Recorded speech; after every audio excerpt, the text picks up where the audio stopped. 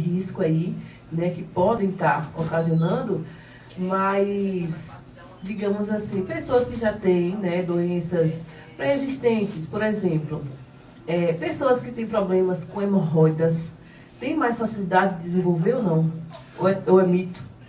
Essa parte de doenças anais e doenças prostáticas, elas trazem alguns sintomas em comum, por exemplo, às vezes uma dor anal, às vezes uma alteração ali da sensibilidade pélvica, uma dor no abdômen inferior, e muitas das vezes elas se confundem um pouco.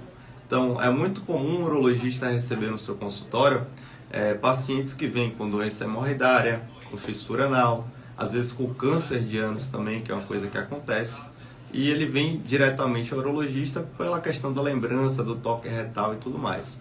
Então, durante, por exemplo, o exame físico, durante o exame muitas das vezes do toque, a gente pode ali descobrir realmente uma doença hemorroidária, um câncer do ânus, uma fissura anal, mas ela em si não tem risco adicional para o câncer de próstata em si. Qual é a relação do ânus com a próstata? É uma relação apenas de proximidade. Então, através do ânus, a gente consegue muitas vezes avaliar a parte posterior da próstata. E com isso, a gente consegue avaliar se tem alguma lesão ou do ânus ou da próstata através do exame.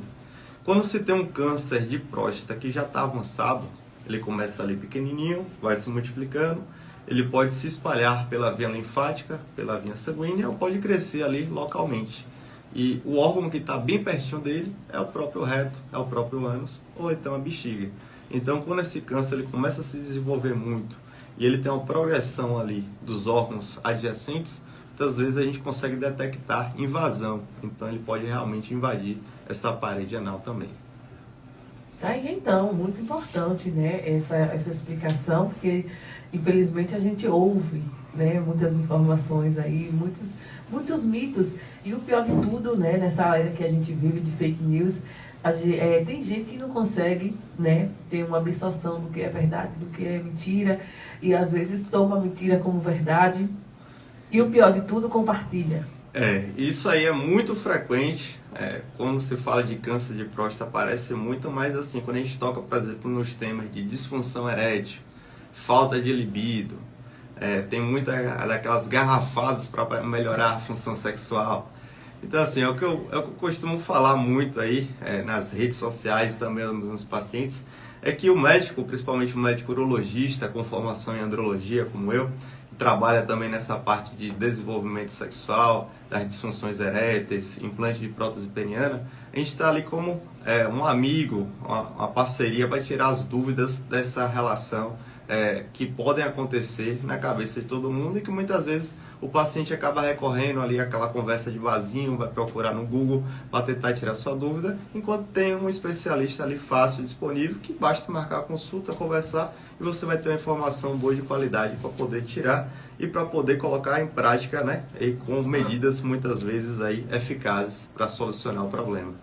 Verdade. E aí eu já ia puxar sobre esse assunto, né, sobre a disfunção erétil. Recentemente a gente trouxe uma notícia, né, no Rádio Revista com relação a isso, ao uso dos estimulantes sexuais, né, que indevidos.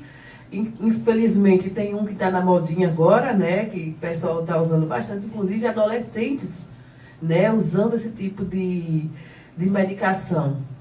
Que é uma medicação, não é para uso aleatório, como as pessoas acham que deve ser, e que pode trazer consequências usando indevidamente. Né? Então, explica aí para a sociedade como é que é feito, né, a recomendação desses estimulantes como tratamento para as pessoas que têm disfunção erétil.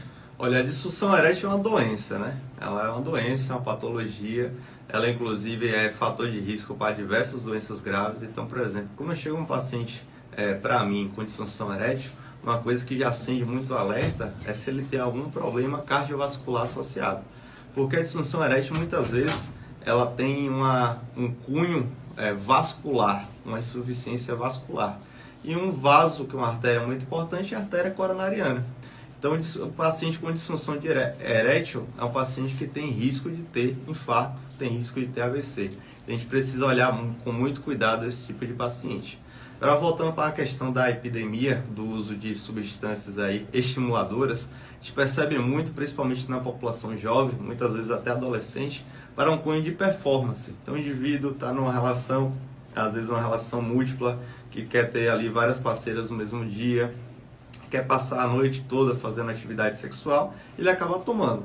O grande risco é que é uma medicação, como medicação tem efeitos colaterais, então você vai ter ali tontura, mal-estar, palpitações, e quando muitas vezes é associada, por exemplo, com substâncias alcoólicas ou substâncias ilícitas, pode aumentar ainda mais o risco de ter efeitos colaterais. O grande efeito colateral e muito arriscado que acontece principalmente na overdose, quando se toma uma carga excessiva dessas medicações, são as doenças cardiovasculares, principalmente relacionadas a arritmias. Então, arritmias, mortes súbitas, hipotensão, porque na verdade o Viagra, a tadalafila e seus similares, quando foram lançados, eles foram lançados para tratamento da hipertensão arterial. Esse foi o estudo inicial, tratamento de hipertensão arterial. Aí viu que se tinha esse efeito a mais, a questão de ereção, os pacientes não queriam parar de fazer uso, e depois ele foi lançado no mercado como realmente aí um tratamento da disfunção erétil. Mas volto a frisar que é uma medicação, e a medicação ela deve ser usada quando existe uma doença. Essa doença que a gente está falando é a disfunção erétil. Aquele paciente que é normal do ponto de vista de ereção, ele não precisa fazer uso dessa medicação. E apesar de não ter aí um risco de abuso, de dependência da parte realmente química, mas existe uma dependência aí da parte psicológica. O que pode acontecer é que esse indivíduo, por sempre usar, sempre estar ali disponível, ele vai acabar, em algum momento, sempre associando o sexo a fazer uso da medicação. E em algum momento que ele não tem essa medicação, ele pode ficar frustrado, ansioso, ter ali uma fraqueza de desempenho, justamente por uma questão neuropsicossomática, por não ter essa medicação associada. Esse é o grande risco. Verdade, muito importante, né, essa fala do doutor, e aí estou ouvindo o doutor falar e já estou aqui formulando 80 perguntas. São muitos assuntos. São muitos assuntos, mas assim, a gente tem um público, né, de várias formas, então como que a gente poderia falar sobre disfunção erétil, o termo disfunção erétil no popular, para quem não sabe o que é disfunção erétil, né? Como o senhor explica de forma mais popular assim, para as pessoas? Disfunção erétil é quando o paciente ele não tem uma capacidade de ter uma relação sexual adequada devido à sua falta de tumescência, ou seja, ele fica, entre aspas, o meia bomba, ou ele fica realmente com falha total, ele não consegue ter a sua ereção adequada para se ter uma penetração. Isso aí que é a disfunção erétil. Muitas possibilidades acontecem do seu diagnóstico. Temos aí disfunção erétil devido à doença dos nervos. Então a grande causadora aí é a diabetes, por exemplo, que vai ter uma alteração de sensibilidade e também de inervação da parte peniana. Comete muito aqueles pacientes que têm uma glicemia muito descompensada, geralmente com glicemias acima de 130, com glicadas acima de 8. Temos a parte vascular, quando você tem alteração ali da artéria ou de veias do pênis. Está muito associado a traumas, então paciente que teve aí algum trauma, seja acidente de carro, de moto, cavalo, bicicleta também é muito comum. E temos aquelas questões assim, neuropsicossomáticas, que estão muito associadas aos distúrbios da mente. Então ansiedade, transtorno bipolar, esquizofrenia, questão de performance, então tudo isso está relacionado.